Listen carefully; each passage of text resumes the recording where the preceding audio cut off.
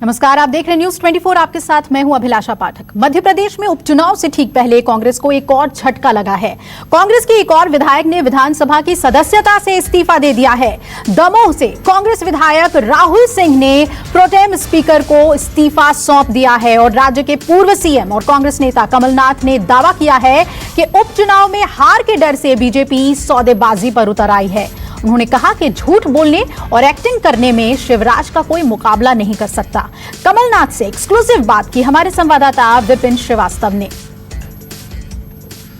वक्त है बदलाव की थीम के साथ कमलनाथ की लीडरशिप में मध्य प्रदेश में 15 साल बाद कांग्रेस की सरकार बनी, लेकिन महज 15 महीने में ज्योतिरादित्य सिंधिया और उनके समर्थकों के चलते सरकार गिर गई। अब एक बार फिर वक्त बदला है और उपचुनाव है। ऐसे में कमलनाथ वन मैन आर्मी की तरह यहां पर नजर आ रहे हैं। हमारे साथ हैं पूर्व मुख्यमंत्री कमलनाथ, उनसे बात करेंगे। सर, न्यूज़ 24 पर सबसे पहले स्वागत है आपका कि आपने वक्त दिया। और सबसे बड़ी बात है कि मैं उस दौर में आपके साथ इंटरव्यू कर रहा हूं जब देख रहा हूं कि एक और विधायक आपका साथ छोड़कर चले गए। उन विधायक की बात कर रहा हूं जिनको कि आपने बड़ी चुनौतियों के बीच में टिकट दिया था। अब सौदेबाजी और बिकाऊ की राजनीति से पूरा प्रदेश अब परिचित है। क्या आवश्यकता है कि भारतीय जनता पार्टी जानती है कि 10 तारीख को जब गिनती होगी क्या परिणाम आने वाले हैं। ये देख के भारतीय जनता पार्टी फिर से बाज़ार में निकल आई है, सड़कों पर कि आ जाओ, हाँ कोई बिकने वाला है तो बिक जाओ। क्यों? क्योंकि वो जानती है क्या परिणाम आने वाला है। यही मेरा कॉन्फिडेंस है। आप ये कहना चाह रहे हैं कि 28 सीटें मतलब उनके हाथ से जा रही हैं, इसलिए ये विधायकों को और इकट्ठे कर लिया है। किस लिए कर रहे हैं? ये तो जो ये कर रहे हैं इसका जवाब तो ये खुद ही दे रहे हैं कि क्या आवश्यकता है। सर, आप रोकने की कोशिश करते हैं क्योंकि पहले भी 22 विधायक गए, ज्योतिरादित्य सिंधिया गए, आपने मतलब कोशिश की कि इनको रोका जाए। मैं सौदेबाजी की राजनीति नहीं करना चाहता था। सौदेबाजी तो मैं भी कर सकता था, मैं तो जानता था, 4 महीने से जानता था ये सौदेबाजी चल रही है। मैं 4 महीने से जानता था कि किन ने कितना एडवांस पैसा ले लिया है। पर मैं ये सौदेबाजी की राजनीति नहीं करना चाहता था। मैं नहीं चाहता था कि मध्य प्रदेश कलंकित हो पूरे देश भर में एक सौदे की राजनीति से, कि मध्य प्रदेश की पहचान बिकाऊ राजनीति से हो। सब सोचें कि मध्य प्रदेश में सब बिकाऊ है। सर, ज्योतिरादित्य सिंधिया तो कांग्रेस से ही राजनीति का पाठ पढ़ा था, उन्होंने ABCD यहीं से सीखा था। सचिन पायलट को मनाने के लिए कांग्रेस के बड़े लीडर पहुंच गए थे, सिंधिया को नहीं मना पाए आप लोग? नहीं, सिंधिया को मनाने की उन्होंने तो पहले से, कई महीने पहले से मन बना लिया था। उसकी भी जानकारी मुझे थी कि बहुत पहले से उन्होंने मन बना लिया। जब वो चुनाव हारे उनसे हजम नहीं हो पाया, चुनाव हार गए। अब लेकिन उन्होंने ये भी कहा था कि जो सीटें हैं ग्वालियर चंबल की 16 सीटें हैं, उन्हीं के वर्चस्वी हैं, उन्हीं के चलते कांग्रेस की सरकार में वो सीटें आई थी। अब सब जानते हैं कि जो जीते किनके कारण जीते। अगर वो सबको जिता सकते तो सबसे पहले खुद जीतते। मतलब ये है कि आपको नहीं लगता कि टफ कंपटीशन है क्योंकि 16 सीटें चंबल की हैं? आपको लगता है कि सिंधिया, अच्छा एक बात और है कि ज्योतिरादित्य सिंधिया कह भी रहे हैं कि वो बीजेपी कांग्रेस को छोड़िए, आप तो सिंधिया घराने के नाम पे वोट दीजिए, तो आपको लगता है कि उस घराने के नाम से वोट मिल जाएंगे? अब ये आप 10 तारीख को देख लेंगे कि कौन से घराने के कारण वोट मिलते हैं। मुझे इसकी कहने की आवश्यकता नहीं।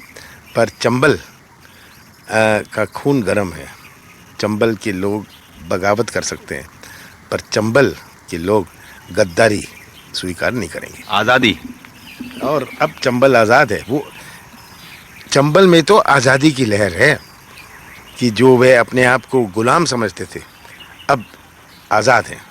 शिवराज सिंह चौहान, एक 2-3 चीज़ें हैं। शिवराज सिंह चौहान ने आपने शिवराज सिंह चौहान के कई नामकरण कर दिए थे। उन्होंने कहा कि वो आपने एक्टर बोला, उनको बहुत सारे आपने नाम दिए हैं, वो भी आपको पलटवार करते हैं। तो क्या मतलब ये नामकरण नया नाम देंगे कोई? मुझे कोई नाम नहीं देना है। कि मैं तो एक ही बात कहता हूँ कि शिवराज सिंह से झूठ बोलने में कोई मुकाबला नहीं कर सकता और एक्टिंग करने में तो सलमान खान और शाहरुख खान भी मुकाबला नहीं कर पाएंगे। तो ये कुछ भी एक्टिंग कर लें, कुछ भी झूठ बोल लें, इनको कोई संकोच नहीं है।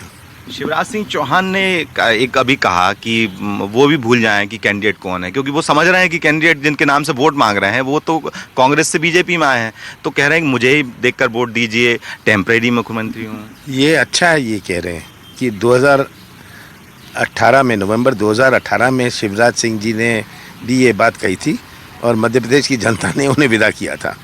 अब ये बात फिर से कह रहे हैं। तो जनता जो नवंबर 2008 में फैसला कर चुकी कि शिवराज जी आप घर बैठिए, पिछले 7 महीनों में कौन सी चीज़ है जो वो अपना फैसला बदल लें? सौदेबाजी की राजनीति, किसान और तरस, बेरोजगारी भयंकर, कोविड में अव्यवस्था, यही ये कह सकते हैं। इसीलिए ये क्योंकि हिसाब नहीं दे पा रहे, ये ना तो 15 साल का फिर से हिसाब दे पा रहे हैं, ना तो ये 7 महीने का हिसाब दे पा रहे हैं। इसीलिए ये आज जनता का ध्यान मोड़ने के लिए बहुत सारे मुद्दे ले आते हैं। कमलनाथ के ऊपर आरोप लगा लेंगे, कुछ बोल देंगे, ताकि जनता का ध्यान असली मुद्दों से हट जाए। बिकाऊ टिकाऊ का शुरू से कैंपेन चला रही कांग्रेस, लगता है कि उसका असर दिखेगा?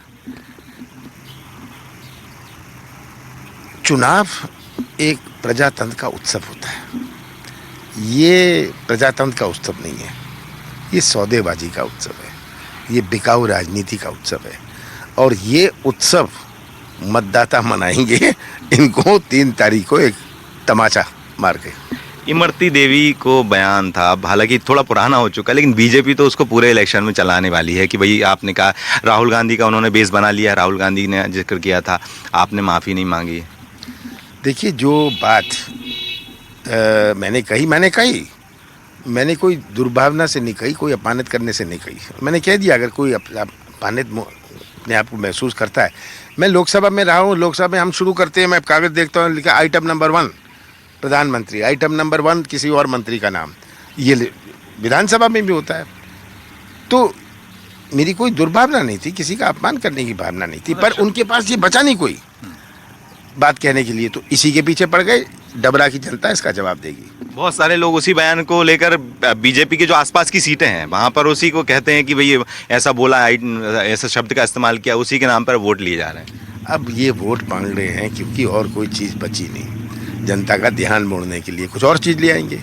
मुझे इसकी चिंता नहीं है। एक मुकाबला है, आपने हर मंच पर कहा है कि 15 साल 7 महीने और मेरे 15 महीने के बीच में, वो मुकाबला आप हर मंच पर कह रहे हैं कि मुकाबला है। अगर मैंने किसानों का कर्जा माफ़ किया, शिवराज सिंह झूठ बोलते गए, नहीं तो विधानसभा में कहना पड़ा कि 27 लाख किसानों का कर्जा माफ़ हुआ है। 27 लाख कर्जा अगर माफ़ हुआ है, किसान जानते हैं। मुझे शिवराज सिंह का सर्टिफिकेट नहीं चाहिए। जिस किसान का कर्जा माफ़ हुआ है वो जानता है। हमारी दूसरी किस्त चल रही थी, तीसरी किस्त अगर ये सरकार नहीं गिनाई होती तो तीसरी किस्त जून से शुरू होकर आज तक खत्म होगा किसान का कर्जा माफ़। 100 रुपये में मैंने बिजली दी, गौशाला बनाए, ये सब दिखता नहीं है। शिवराज सिंह को नहीं दिखता कि इनकी आंखें नहीं चलती, ये सुन नहीं सकते लोगों की बात, इनके कान नहीं चलते, आंख नहीं चलती, कान नहीं चलता, मुंह बहुत चलता है। सिंधिया जी तो एंग्री यंग मैन बन गए सर इस बार चुनाव में। पता नहीं सिंधिया जी क्या बने, मैं तो सिंधिया जी का जानता नहीं वो क्या कर रहे हैं, मैं इसका ट्रैक नहीं रखता।